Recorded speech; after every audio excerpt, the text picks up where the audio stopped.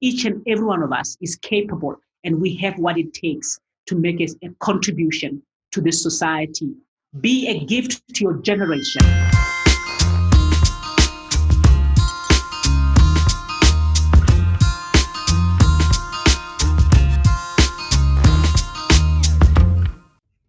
My name is Hadsbjerg. I believe in the power of storytelling, how it connects us and strengthens our common humanity. Today we're speaking to a wonderful woman, Dorah Marema from South Africa. While I know you've been very active, you're one of the most outspoken voices, I'd say, in Southern Africa when it comes to climate change and gender. But before we speak about that, I'd love you to give us a context, of gender and women's issues in South Africa, and so that one can get a bit of an understanding of what are the challenges that women are facing, and then moving on to why is climate change specifically affecting these women. South Africa is one of the most unequal societies when you look at race, gender, and class, and I think gender is one of those prominent ones.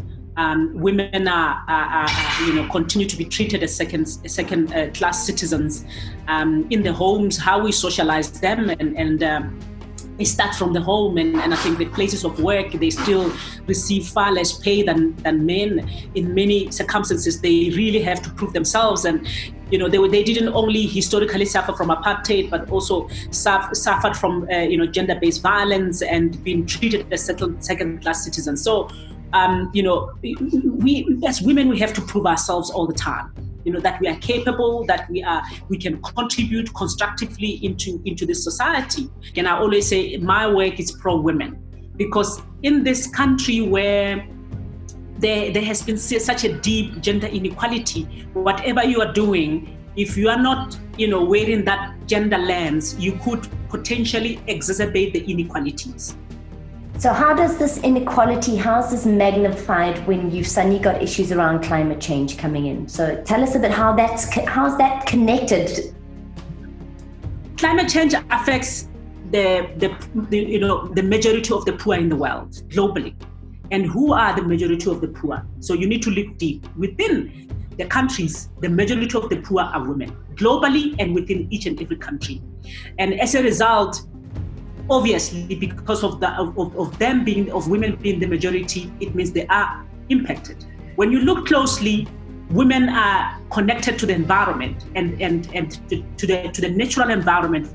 For example, they rely a lot on natural resources. Where I come from, they rely on mopani worms, on marula, which they harvest seasonally and for their own consumption, but also to sell to generate income, because they haven't traditionally, my mom's generation have not been trained up or socialized or nurtured so that they can go and work and become independent. They have been nurtured to be married to someone and become someone's wife and bear children.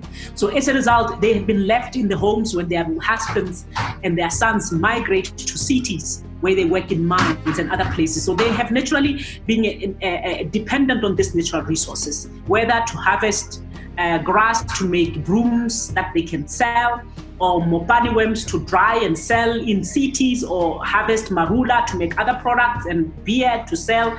And climate change has been affecting these. It's been affecting the natural environment. So you've got these issues that are there, and they feed the children. They look after the elderly as well, which is another dimension. During the climate disasters, when there are storms and all sorts of things and that are of the natural environment, women are the ones that are expected to stay at home to look after the sick and the injured. So that is the care work that is not valued, that is not paid, right? So you find that all of a sudden they are not able to become productive. So it affects them in so many levels and in so many dimensions, and many times.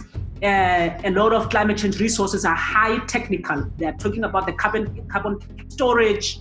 They are talking about all sorts of things that leave the majority of these women out.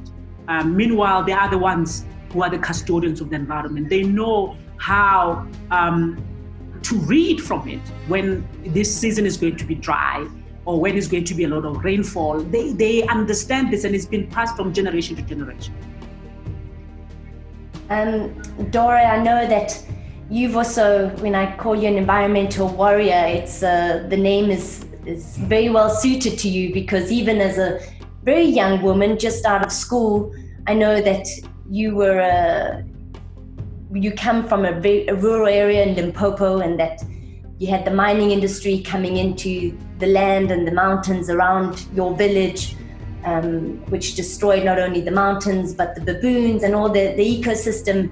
And I know that even at that young age, you took on that mining industry, and you were even successful, which is even more impressive.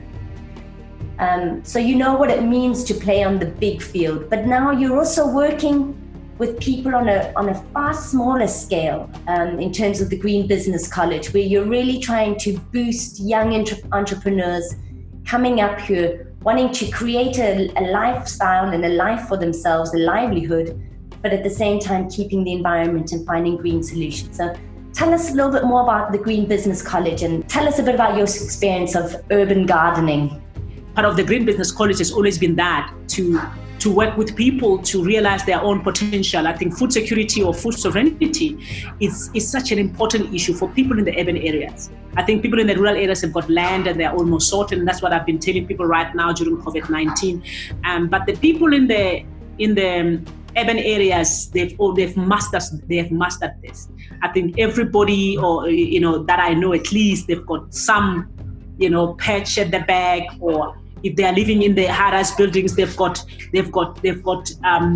rooftop gardens, they've got container gardens. It's amazing. And I think during the COVID-19, one of the things I was pushing for and we are advocating for is this short food supply systems to procure from these people. They've got a lot of spinach in their backyard. Yes, it's small, but if they can be able to harvest it for themselves and still have access to sell to their neighbor, let's buy it from them.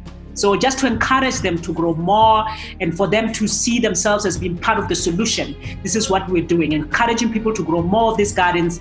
The food parcels we're giving, the fresh food parcels had seedlings and seeds and compost with it.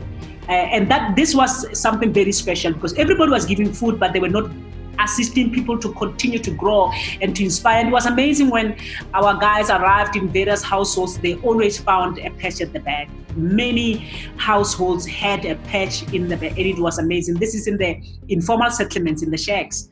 And it was such an amazing, because all of a sudden everybody took pride. And so the guys then would notice who's got what. They would come tomorrow and buy it from them. And right now we want to create a revolution where we want to work with these people to start a seedling business, to grow their own seedlings so that we can come back and buy it from them and resell. And Dorah, in closing, I mean, you are a shining light. You are a mentor for hundreds of young girls. You're an inspiration and a pride for your own community, and how you continue to give back to your own rural community. What's your message to the young people of South Africa, and beyond that? What is your message to young people who are really rising up across the world and taking on the environmental cause? I think my message is, be the best that you can be the change that you want to see in the world. You never know who's noticing, you never know who's looking, and you never know who you are inspiring. And the environment is such a gift to us. What we find here, we need to steward, because that's where our livelihood is going to come from. And each and every one of us is capable, and we have what it takes to make a contribution to this society. Be a gift to your generation.